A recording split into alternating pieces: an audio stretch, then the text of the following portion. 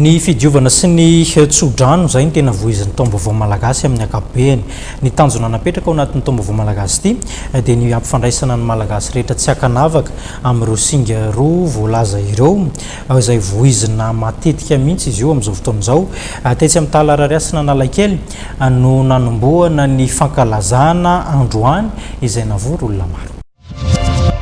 Fomba iray fa tsy finoana izay iraisan'ny malagasy rehetra ny taom-baovao malagasy. Natao an'ny olon-drehetra izay tsy hanavahana fiaviana, finoana na ihany koa saranga ity hetsika ity. Ny fidiovana sy ny tsodrano araka izany no tena voizina amin'ny taom-baovao malagasy.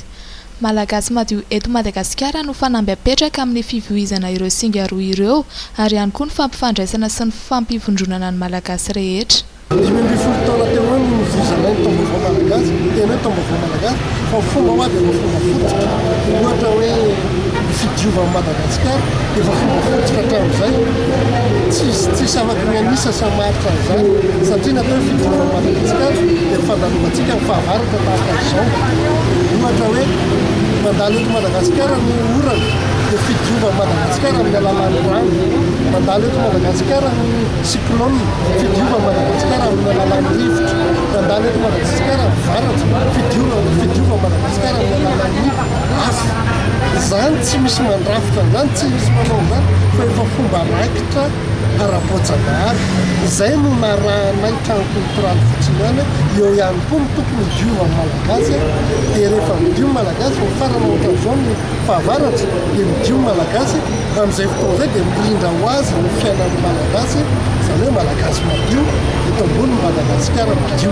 Nandritra izay 20 taona nankalazana ny taom-baovao malagasy izay dia maro ireo lalana nodiavana ary mbola tsapa fa misy amin'ny malagasy no mbola tsy mametraka tsara ny tenany ho tena malagasy. Manao an'ilay selatrafo izakay eny amin'ny kianjankanto Toamasina. Ino moa ilay selatrafo dia saika fomba fanaontsika rehefa avy anao fahoriana.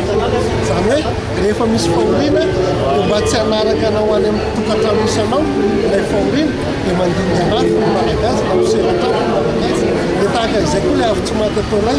Izany hoe rehefa tonga ny kianjan-Toamasina dia mandiny anafo daholo isika mba ilozantsika ilay ratsy tamin'ny taona lasa idirantsika amin'ny taona vaovao.